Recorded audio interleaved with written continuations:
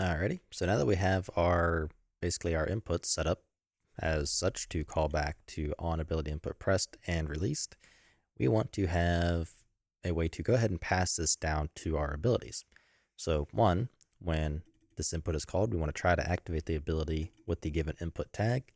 And two, when it's released, we want to call a released event on said ability, so that way it can be overridden in C++ or Blueprint and basically just handled however you want. So in our ability system component, what we're going to do is we're going to create a new function. So void, we're going to call this one, let's do on, let's do ability input pressed. Not a huge fan of the name. Anyways, f gameplay tag, and we're going to give the name of tag. So we're going to start one by one. So we're just going to keep it simple with pressed for now.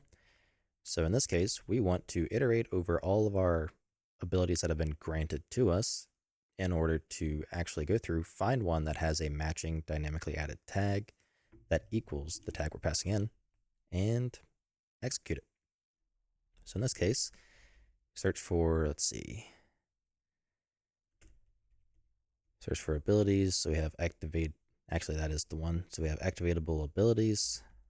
Here's the getter for it. So we want to get our get all of our activatable abilities, which would only be the ones that are granted to us. So that returns a f gameplay ability spec. So we're going to do a for each loop, and it's going to be a what was it? F gameplay ability spec. Come on. Awesome. F gameplay ability spec. Find out if that's right here in a second. F gameplay ability spec. Okay, yeah, that's right.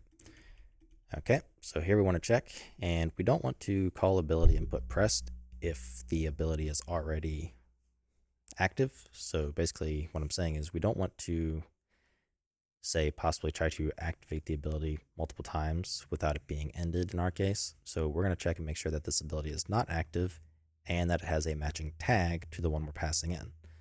So if our ability spec is not active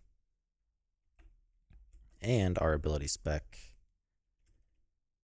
has a dynamic ability tag that has tag exact of the type or of the tag that we were passing in, which is tag. So basically, if this ability is not active and it has a tag of the one we're passing in, which could be, for example, ability.input.jump, then what we want to do here is we want to try to activate said ability. So we're just going to call try activate ability, takes in a gameplay ability spec handle, so we can just do ability spec dot handle. And what was the second one? So that it can be left as default because we want remote activation to be true. And we also want to pass, or not pass in, but call the, it's something pressed. Ability input pressed. No, that's not right. Maybe it's on the ability spec.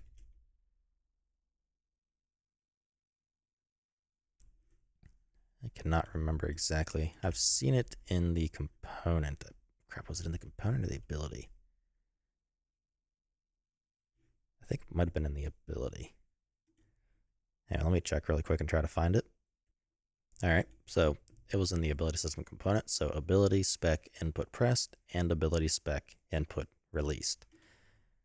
So ability spec input pressed, and that's just going to take in the ability spec like so.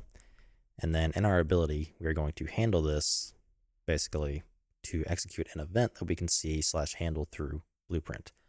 We also need to add the tag with it as well.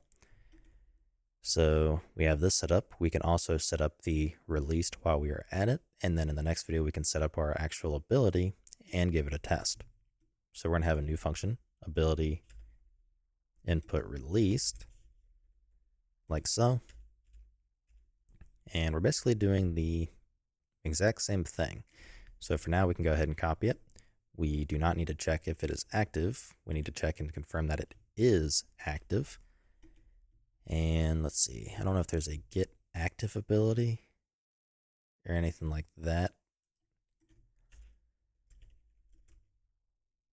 I don't believe so.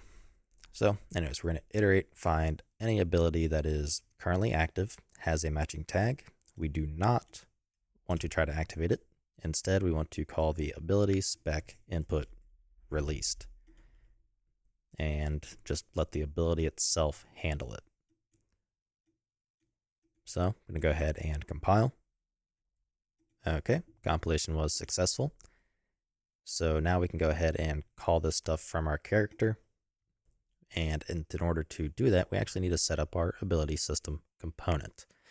So that's going to be done in the next video. That's going to be a very short one, so I technically lied.